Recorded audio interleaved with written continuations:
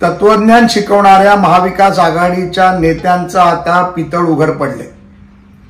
महाविकास आघाडीचे नेते कर्जत जामखेडचे आमदार आणि स्वतःला स्वयंभू पवारांचे वंशज समजणारे रोहित पवारांच्या एग्रो कंपनीच्या माध्यमातून दारू कशी वाटायची, दारूचे पैसे कसे वाटायचे याची अख्खी जंत्रीच हातात आली आणि गुन्हा दाखल झाला।